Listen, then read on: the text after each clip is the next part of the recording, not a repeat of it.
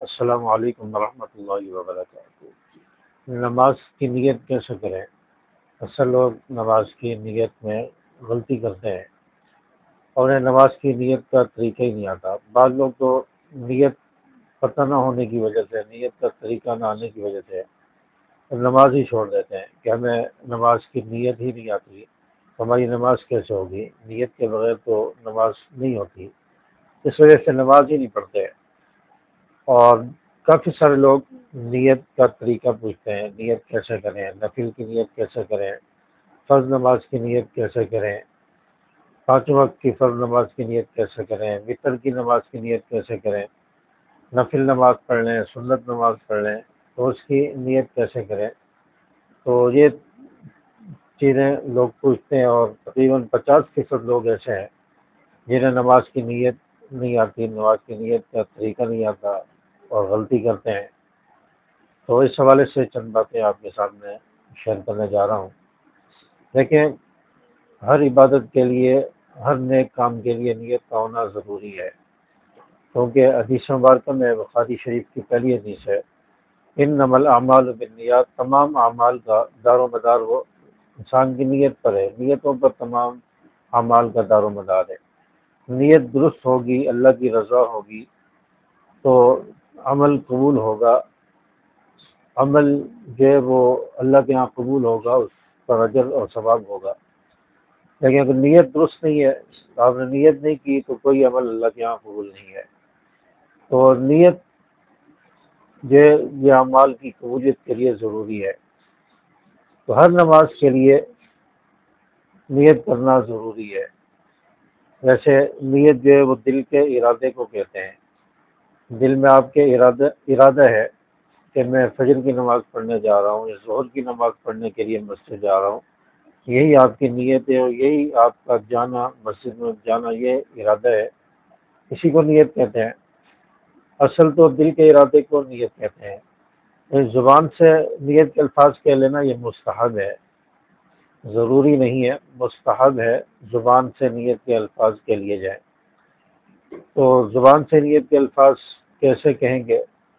زبان سے نیت کے الفاظ کہنے کا طریقہ میں آگے چل کے بتاؤں گا، لیکن پہلے وہ غلطی جو لوگ کرتے ہیں وہ کون سی غلطی ہے کہ بعض لوگوں کو نیت نہیں آتی تو وہ بار بار نیت کے الفاظ کو ریپیٹ کرتے رہتے ہیں، پتہ نہیں میری نیت ہوئی ہے یا نہیں ہوئی، بار بار ریپیٹ کرتے رہیں گے اور تجوید اور تلفظ کی ادائیگی کو سامنے رکھیں گے، اور چیزوں میں تلفظ یاد نہیں آتا لیکن نیت کرتے ہوئے تلفظ اور بار بار حلق سے جو ہے الفاظ نکالنے کی کوشش، تو اس میں لگے رہتے ہیں۔ کئی دفعہ ہم نے دیکھا ہے لوگوں کو کہ وہ بار بار الفاظ کو ریپیٹ کرتے رہتے ہیں، 2-3 منٹ تو وہ نیت باندھنے میں اور نیت کرنے میں لگا دیتے ہیں، اتنے میں نماز کی 1-2 رکعتیں بھی نکل جاتی ہیں، تو ان کی نیت ہی مکمل نہیں ہوتی کہ میں نیت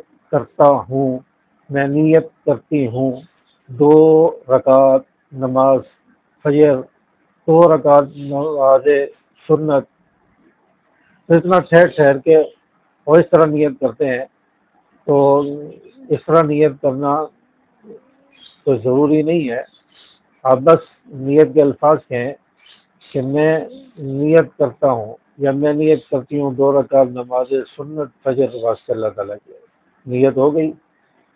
میں نیت کرتا ہوں، خواتین ہے تو میں نیت کرتی ہوں 2 رکعت نماز سنت فجر واسطے اللہ تعالیٰ کے، اللہ اکبر کہہ کر تکبیر کریمہ کہہ کر آپ ہاتھ باندھ لیں، نیت باندھ لیں۔